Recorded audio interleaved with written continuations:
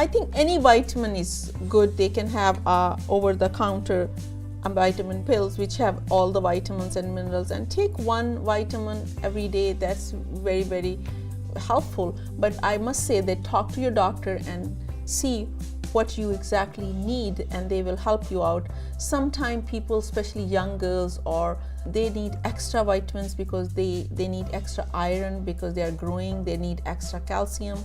They need extra vitamin D, especially in Buffalo. We don't get enough sunlight, so we need extra vitamin D. And that's very, very important. People get tired all the time. They don't know what's the reason. And the simple reason is that you don't have enough vitamin D.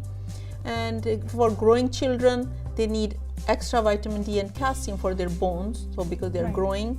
So I must say you need to see your doctor and talk to your doctor. Bring up this topic of vitamins. It's very, very important. It's simple. It can keep you healthy and happy, and also your mood will be good.